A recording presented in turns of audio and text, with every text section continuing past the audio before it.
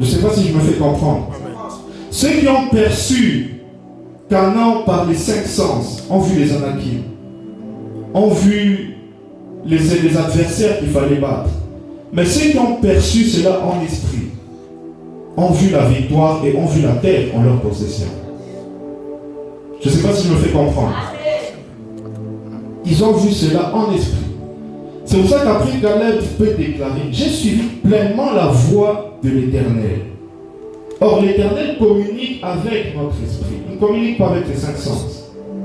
L'Éternel communique avec notre esprit. Il veut déclarer: j'ai suivi pleinement la voie de l'Éternel. L'Esprit de Dieu n'a rien à voir avec les 5 sens. Que Dieu te bénisse. Voir avec les 5 sens n'est pas l'objectif, mais le résultat de ce que tu as su percevoir en esprit. Amen. Aujourd'hui, quand vous priez, quand vous entendez les gens prier, vous remarquez une chose, c'est que leur foi est basée sur ce qu'ils perçoivent. Okay. Ils mesurent l'évolution de leur vie spirituelle, ils mesurent l'évolution de leur foi par rapport à ce qu'ils perçoivent avec leurs 5 sens. Et c'est pour ça que vous allez constater que beaucoup de gens n'évoluent pas, quelles que soient les prières, les combats, tout ce que vous voulez. Mais c'est ce que j'ai remarqué, parce qu'ils conditionnent leur foi par rapport à ce que leur chair perçoit. Amen. Vous priez autant de jours, mais vous n'allez commencer à croire que lorsque vous verrez ces choses, peut-être même un semblant de ces choses. Et là vous vous dites, que Dieu te bénisse. Et lorsque vous remarquez un semblant de ces choses, c'est là que vous verrez les personnes maintenant. Jésus. Et lorsqu'ils vont remarquer peut-être même un semblant de ces choses, c'est là qu'ils vont croire maintenant que mes prières commencent à aboutir, mes prières commencent à marcher, mes prières commencent à faire.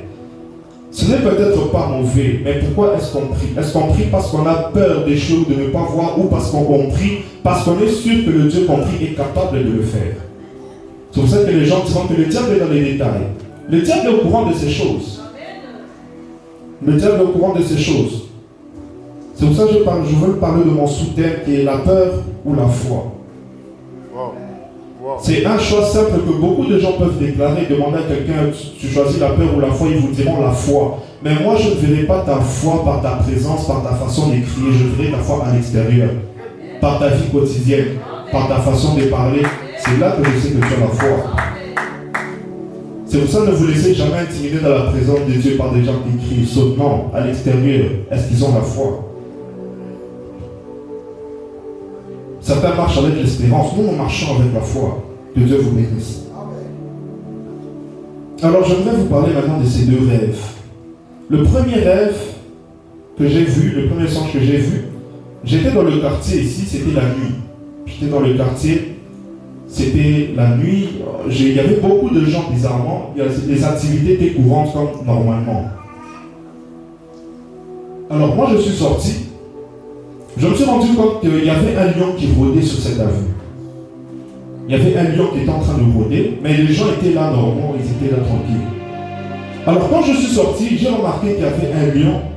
Directement, j'ai sursauté et je vois ce lion en train de me poursuivre.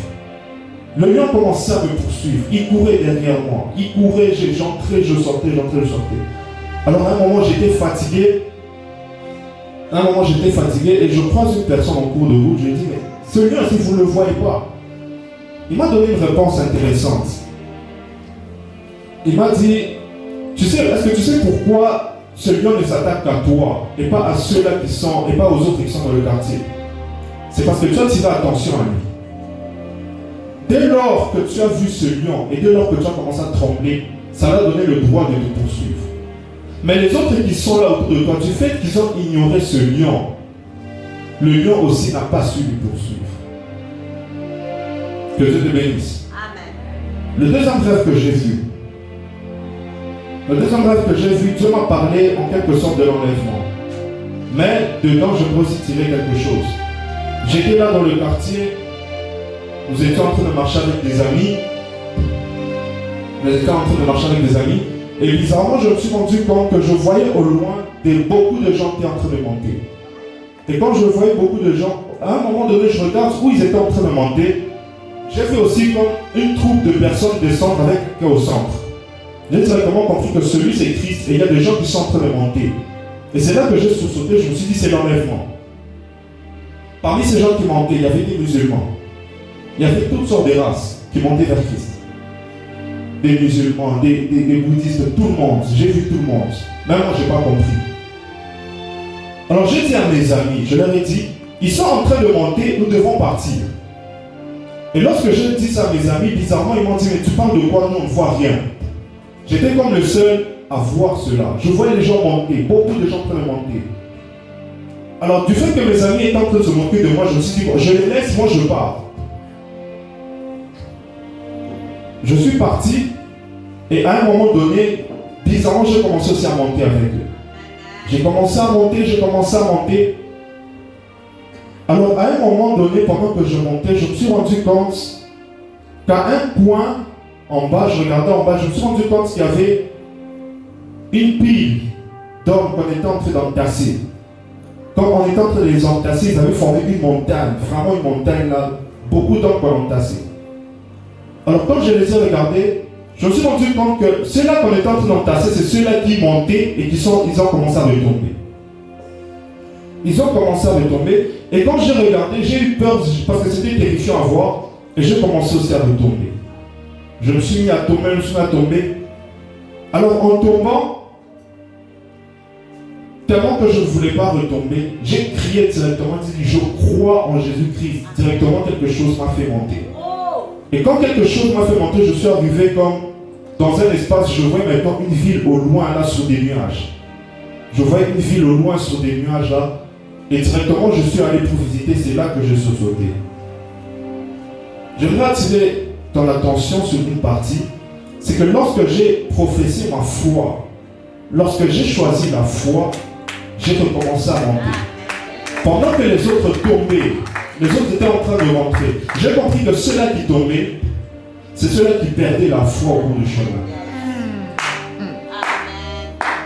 Ils étaient en train d'être enlevés, mais ceux-là qui tombaient étaient en train de perdre la foi. Parce que même moi, lorsque j'ai eu peur de ce que j'ai vu directement, j'ai commencé à tomber. J'ai détourné mon regard de Christ pour regarder ce qui s'est passé en bas et j'ai commencé à chuter. Mais dès lors que j'ai pris conscience qu'il me fallait la foi pour monter, directement on m'a propulsé vers le haut. Directement on m'a propulsé vers le haut. Donc, mon sous-thème ce soir, c'est que tu vas choisir entre la peur ou la foi tout simplement. La peur va te mener quelque part. La foi aussi va te mener quelque part. Regardez que Caleb n'était même pas destiné à posséder cette montagne.